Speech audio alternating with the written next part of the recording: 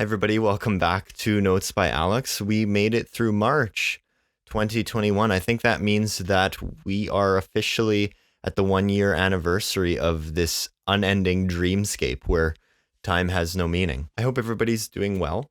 Things are pretty good over here. It's getting nice and sunny on the daily where I am in Canada, which is good. March was honestly full of lots of low points. It got kind of depressing for me. But then at the very end of March, I found out I got into a master's program, which is like the one thing I wanted to happen this year. I got accepted to one. So yeah, I'm pretty stoked on that. However, this is also getting into crunch time with April for the current schooling I'm doing. So I'm going to film this very quickly. I'm going to hopefully edit it in time for, well, I guess the first week of April. I'm not on anyone's schedule. I do what I want. There may not be as many videos in April for a couple reasons. I mean, I'm going to be finishing school, so I'm going to be kind of crunching a little bit.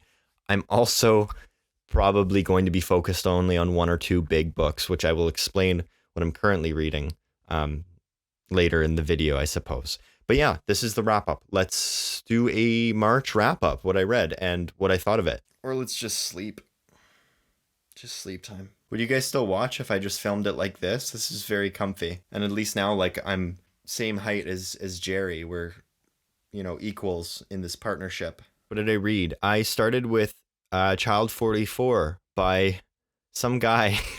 Shoot, I don't have it with me. I borrowed it from somebody. Just a second. Okay, Child 44 by Tom Rob Smith. It's a thriller book. It's kind of political, but it's not a political thriller. The main character is an agent in the MGB, which I had to look it up. Apparently the MGB is just a precursor to the KGB, which was the secret service for communist Russia. This was during Stalin's regime. So it's an MGB agent. He's solving crimes, various crimes for communist Russia. And he starts to notice a pattern in a series of murders that are being resolved as like, this was this person and this was this person. He starts to notice a pattern and he suspects perhaps that it's a serial killer, but it's kind of career suicide to even suggest such a thing. Once the Russian government makes its decision on a case, that's the word of God, basically. And also, it gets into the fact that if you're questioning the government during communist Russia era, there's good chances that they will find a reason to pin you for some kind of crime or even betraying the state, and then you'll be in the gulag. So yeah, it's him trying to solve a series of murders while also trying not to get sent to the horrific Russian prisons and just having his life ruined, basically. Would I recommend it?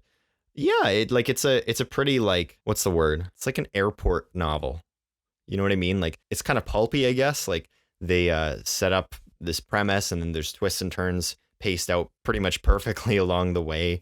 And then it's got the thrilling conclusion and it wraps up.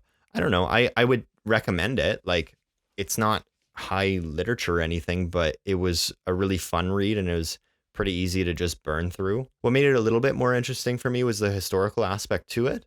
The fact that it's set in communist Russia, kind of around World War II era, was really interesting. It is, as far as I could tell, very well researched. It describes in great detail in terms of the citizens starving as well as the oppressive regime of the state.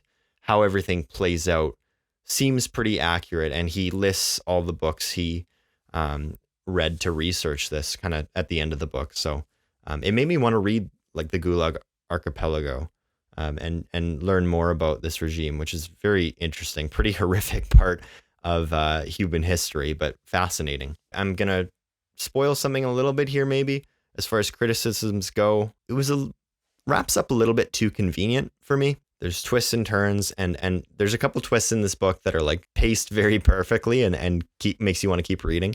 And then by the end of the book, the way everything wraps was it was a little too convenient, but I was interested enough that there's sequels to this and I would be happy to read the rest of them at some point. After the pulpy thriller novel set in communist Russia, I read two books about smashing the patriarchy. Yeah, I read two fairly depressing books, to be honest. I read Brief Interviews with Hideous Men, which is a collection of short stories by David Foster Wallace. And then I read Small Game Hunting at the Local Coward Gun Club by Megan Gail Coles. I guess I'll talk about them individually. Yeah. So brief interviews with Hideous Men, David Foster Wallace, short stories. The brief interviews that it is titled after, there's about 4 different segments, maybe 5 that are titled as such, and they're interviews with hideous men in the behavioral sense. Honestly, when I picked this up, I thought it was like he's interviewing ugly people and how that affects their people's perception of them in society. It's not that. It's about sexist guys. Maybe I'll just say this now. So I have another video potentially coming out, hopefully sooner rather than later, in which I talk about the themes of misogyny in this, as well as in Small Game Hunting. That's going to be a long one. It's going to be a kind of heavy, like not entertaining video, but interesting discussion with myself. I'm just talking to the camera and getting my thoughts about both of them. So I won't get too much into the misogyny themes. I think they both these 2 books that I'm talking about, they handle it very well and have interesting things to say about how misogyny and sexism pervade society. I'll leave it at that. As far as the rest of this book, there are other short stories that do not pertain to those themes. Did I like this book? I liked probably a good 60 to 70% of it. So is that enough to recommend it to you? I don't really know. I say this in the upcoming video as well, but I'll say it here as well. There's a lot of David Foster Wallace's pieces, like either short stories or essays that he published in his lifetime, that are available online through various like journals and stuff, like legally available online. So if you can track down some of the short stories in this book, the ones that I really liked are The Depressed Person. I don't talk about The Depressed Person in the upcoming video. It is probably the most accurate portrayal of a person suffering from depression and anxiety that I've ever come across. Now, am I qualified to say that? Not really. Like, I've dealt with depressed moods and been diagnosed with anxiety in the past. But I wouldn't say that they're super overbearing in my life at all times. It's more like specific times in my life. So I can't really say, wow, this is what having heavy clinical depression is like. But it felt very accurate. The short story feels very claustrophobic, and you almost feel stressed just reading it because of how accurately it portrays this main character who's really, really just exhausted with life. It's a tiring short story, but it's fascinating how accurately he writes it. Yeah, I would recommend that one. There's a short story called Octet that is really good as well. Octet is a series of smaller vignettes, I suppose. So he'll present a situation with a group of people. Something will happen. There will be some conflict. And then he'll ask a big question like, is this person a bad person if they do this? And that's really general. So sorry. It's basically just a bunch of vignettes where it's asking questions about what it means to be human, and what it means to be a human in the context of other interpersonal relationships. Through these kind of short stories presented in Octet, he asks what it takes to truly be there for another person, how to be a good friend or a good partner. He asks, how much of your conception of yourself do you have to sacrifice to be there for another person? That's, again, I'm talking about this all very general, but it's done very, very impressively, and I really liked it. The brief interviews that the book is titled after are standouts as well. Really great, really interesting portrayals of sexist men that I think display a lot of psychological insight, I suppose. They're not just two-dimensional womanizers. It gets into the insecurities of these men that lead them to be the people they are during the interviews. There are other really good stories in the book as well. There are a couple that I thought were a slog to get through. I think you could skip the book in its entirety if what I've said so far doesn't interest you about it. But if it sounded interesting so far and you can find it for a reasonable price to you, then I would say go for it. I've actually heard that this is David Foster Wallace's weakest bit of fiction writing, which I hope that's the case, because there were parts of it that were an absolute battle to get through. And I have Infinite Jest just sitting on my shelf, and that is like 1,000 pages. And I was kind of worried reading this that if I ever attempt that, it's going to be just a slog.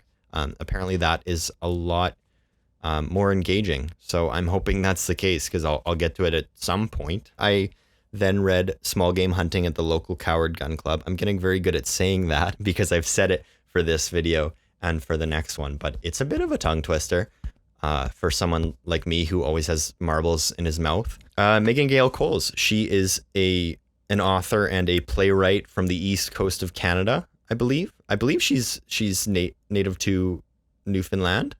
The book is set in Newfoundland. It's about a large cast of characters and the relationships between them. There's conflicts between them, and it all kind of comes to a head at this restaurant on Valentine's Day during a blizzard. There are some characters in the book that work at the restaurant, and it's about their conflicts. And then there are also people who just happen to be coming to the restaurant on Valentine's Day to dine. And, by happenstance, just being in this smaller East Coast Canadian town, all of these interpersonal conflicts come to a head because they're trapped in here in a blizzard, and it's kind of like a pressure cooker scenario. And that's the most I can say without spoiling more of it. It was great. I thought it was awesome. I had heard going into it that lots of people thought the beginning of the book dragged. I actually really disagree. I kind of thought the first part of the book was some of the most compelling. As they're setting up each character, I thought it was a very engaging way to connect with these people and get to know all of them and their motivations and their likes and dislikes. And yeah, there's a part in the middle that I thought maybe dragged a little bit, but it stays fairly engaging all the way throughout for being such a long book. Well, it's not like War and Peace or something, but it's a longer novel, I believe. It's hard to say when you're reading it in ebook form. Like, I don't even know. Page numbers are meaningless to me. Yeah, it's a really good book. All of the characters and their individual psychologies I thought were very human and very true. They feel like real people. It's pretty heavy. Like I said, a big theme of the book is misogyny and sexism, how they are perpetuated in society, how they come to be. So, there's certain male characters in the book where it explains their backstories and why they feel pressured to be a certain way, a certain toxic masculine persona, and how that affects their own happiness as well as how it influences the women in their lives. It gets very heavy. It is not necessarily a happy read, but I think it's an important one. I thought it was very good, despite being kind of emotionally exhausting in a good way. And I think that's all I want to say about it right now, because I have another video coming up where I talk about it for like 35 minutes. So yeah, would I recommend it? For sure.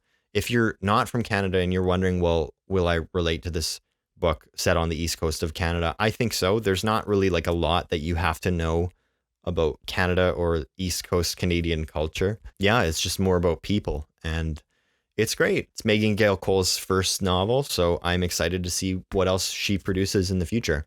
I read The Days of Abandonment by Elena Ferrante. I'm going to look that up and make sure that I didn't just make that name up. So, The Days of Abandonment is about a woman in Italy in her late 30s. She's just on the cusp of 40, I believe, with two young children, and her husband leaves her for another younger woman. And it's about her coping with the loss of her partner. It is about her now juggling many, many challenges of raising two kids with a dog without a partner, while also, trying to work and make a living. The narration is very much in the main character's own head, and it's a very gripping portrayal of someone losing their faculties, I suppose. She's really grieving the loss of this man she loved, and she's trying to take care of two kids the ages of like 6 and 10 or something like that. And she just kind of spirals. Like, life gets very hard for her, and she starts slipping up on little things, and to the extent where she kind of puts her own well-being as well as her kids in potential harm. There's sections of this book that are actually tense because she's almost like losing her grip on reality. It was really fascinating. I quite enjoyed this book. I guess this next statement I'm going to make is a slight spoiler. So if it sounds interesting, read it before going any further with this video. But if I had a criticism, I would say the ending did not do much for me. It was a little too convenient. It was a little too exactly what I expected. It didn't ruin it for me. I thought it was enjoyable. It's a fairly short book. I've also heard from people online that the creation of Elena Ferrante's Neapolitan series of books, it's a series of 4 books about this main character, and those are kind of her masterpiece. Apparently the existence of those kind of makes the Days of Abandonment a little bit unnecessary. People online seem to suggest that the themes presented in the Days of Abandonment are presented in a stronger way in her other series of books that have come out after. People have said that the book I just read by Elena Ferrante, you can actually skip it. Having said that, I really enjoyed it, and if the most I have to say about it is that the ending didn't really do much for me, I'm nonetheless excited to read more by her. I thought it was very, very good. She's a great author. And then the last book I finished in March. We're talking about March. I forget what month it is often. Last book I finished in March is The Vegetarian by Han Kang. I did not know much about this besides it is a psychological thriller. I heard it's very good. Lots of people listed it as their favorite book in 2016. That's really all I knew. I'll read the back for you. How's that? A darkly beautiful modern classic about rebellion, eroticism, and the female body. One of the most extraordinary books you will ever read. I disagree. It was not one of the most extraordinary books I ever read. No, that's mean. I can't really talk about why I wasn't crazy about this book without spoiling aspects of it. So I'll give more of a synopsis, and then if it sounds interesting, just go read it. It's very short. It's like less than 200 pages, but it's a family of people in South Korea, and the 3 parts of the story are told from the perspectives of different people. The main subject, the vegetarian who lends the title its namesake, is a woman in this family who all of a sudden stops eating meat. She refuses to eat meat. For some reason, this is played up as a very controversial thing. I think it's possible that the absence of eating meat is less societally accepted in South Korea, but they play it up like it's a really big deal. Like you have to eat meat when in North America, it's like, yeah, do whatever you want. I don't care. But anyways, this woman in this family stops eating meat. There is conflict that arises from that, and it kind of degenerates from there. The first part of the story is from the perspective of her husband, and then the second from her brother-in-law, who's married to her sister, and then her sister narrates the last part of the book. To me, it sounded like a very strange basis for a psychological thriller. I had heard that it's a very intense, disturbing book. It's like she just stops eating meat. Okay. It pulls it off. It gets pretty messed up. Why did I not like it, though? I think it's just not what I expected. I expected a more straightforward thriller/horror kind of book. The vegetarian who decides to stop eating meat, you don't know why she's doing it. She doesn't explain it at the beginning, and I thought it would wrap up in a way where you find out why, and there's some, I don't know, there's even parts of the book where it seems to suggest maybe there's some kind of demonic presence or something. I thought it was going to be like a horror novel. It's really not. Go read it before you hear any more of this, but this kind of spoils what the book is about. So I'm just going to start talking about what the book is trying to do. This book is about an individual who begins to slowly lose her grip on reality and losing her mind because of the abuses brought onto her by her family growing up, as well as modern society. It's a commentary on female autonomy, the freedom for women to do what they wish with their bodies, and how they are pressured or forced into certain decisions in their life. And that's very general, but being forced to eat meat by her family, or encouraged to very strongly, is one way in which she is heavily pressured by society to be a certain way. But as the story goes on, you realize, okay, she's been subject to some abuses by her father when she was a kid, and even just modern society with men, the way men covet female bodies.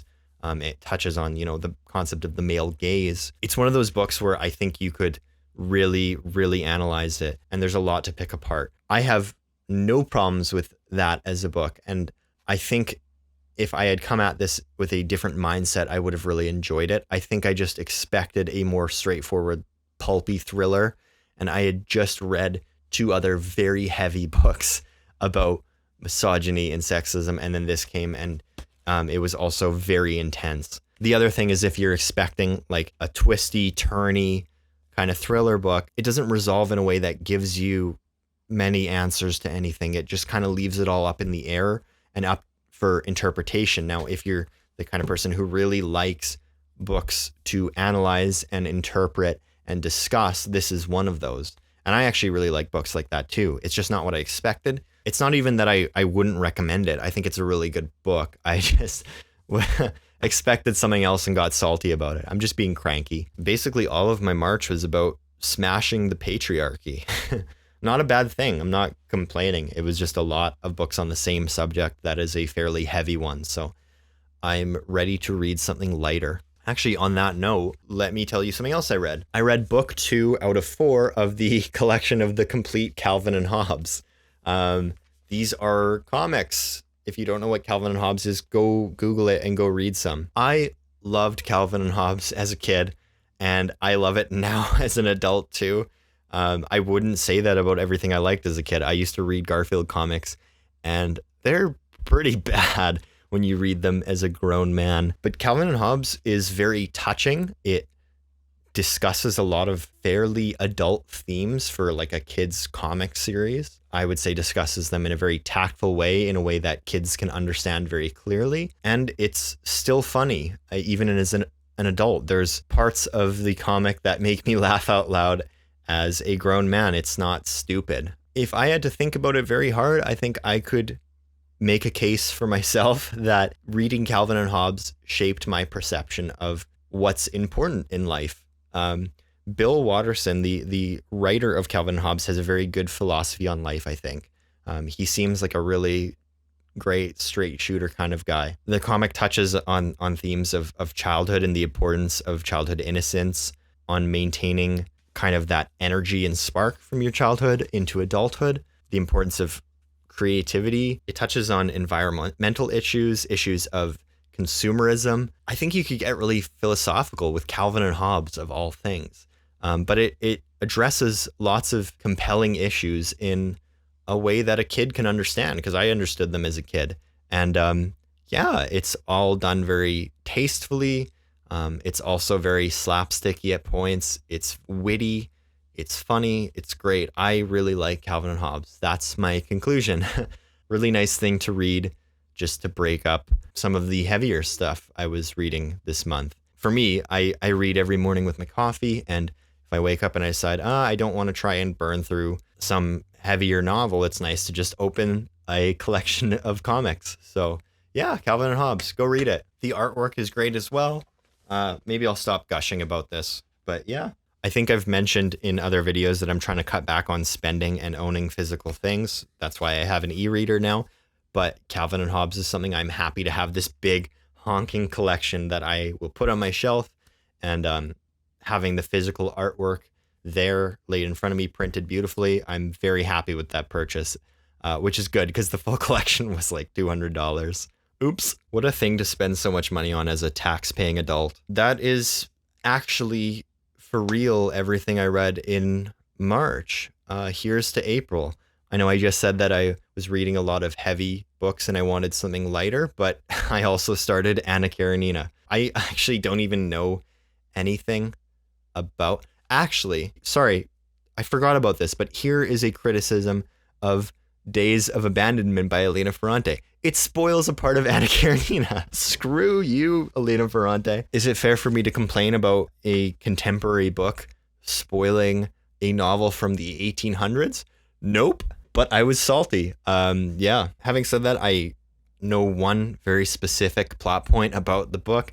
I don't know anything else about it. I'm probably like 70 e-reader pages into it. E-reader pages are like dog ears or something. Like, I don't actually know what page I'm on of the book, but I'm enjoying it a lot so far. I read Notes from Underground by Dostoevsky, and that was a 100-page book that was like a battle to get through. It's just written so densely, and I thought that this would be the same, or I guess I assumed just like Russian literature from the 1800s, breezy read, but it kind of is. Like, it's very pleasant to read. The writing style is very enjoyable. I don't know. I'm reading the Constance Garnett translation for anybody who cares about translations. I know diehard fans of Russian literature, they really specify which translation you should read of all these works by Tolstoy and Dostoevsky and Chekhov. Hopefully Constance Garnett doesn't offend you in some way. I'm reading the standard ebooks version. I don't know if I've plugged standard ebooks on this channel yet, so maybe I'll do that right now. Yeah, standardebooks.org is a website where they have a team of people compiling ebooks and giving them nice covers and producing them in formats for Kindle and Kobo and any other e-reader style you want, free for download. It's all public domain books. There's lots of books that you can get on there just for free, download it, and they're classics. They're very nicely formatted. They work perfectly on my e-reader. I really recommend checking out this website. If you're interested in reading some classic literature that you know is in the public domain, that's where I would go look. They don't have like everything in the public domain on there. They're picking and choosing what they want to make into these nice copies, but they add more and more every day. And now that I'm talking about it, I'm going to go see what the most recent ad is, because there's lots on there that, yeah, it's a cool website. Anyways, I am reading Anna Karenina right now. I expect that to take all of April just at my reading speed, and it's just like a giant monolith of a book. But we'll see. Just as a heads up to anyone who's paying any attention, which is nobody. But in the last 2 months, I put out one video a week. It might be one every 2 weeks for April. Just going to get busy with school. And plus, if I'm just reading Anna Karenina, I don't know how much I'm going to be able to talk about it. Maybe I'll do like a reading vlog where I'm like halfway through and I share my thoughts so far. Would that be something that anybody cares about? But yeah, if for some reason you're anxiously anticipating a video by me and it doesn't come up in 2 weeks, there's nobody on the planet who fits this description. But thank you folks for watching and sticking it out this far through the video. I hope you enjoyed my wrap up of March. Tell me what you thought of these books, if you think I gave them a fair shake. I complained about the vegetarian maybe too much for this video. I hope I didn't steer you away, because honestly, I'm reading a lot of books right now that I know are going to have merit, if that makes sense. So even if I didn't like this book, it's not a bad book. So like, I don't know, go read a little bit about it, see what other people think of it, and give it a go. I am a big advocate for subjectivity in art, and like, if I don't like something, that doesn't mean that it's bad and that you won't like it, because I'm an idiot. So why are you even listening to me about this at all? I don't know anything. Thank you all for watching. Have excellent days. Go read Calvin and Hobbes. Take care.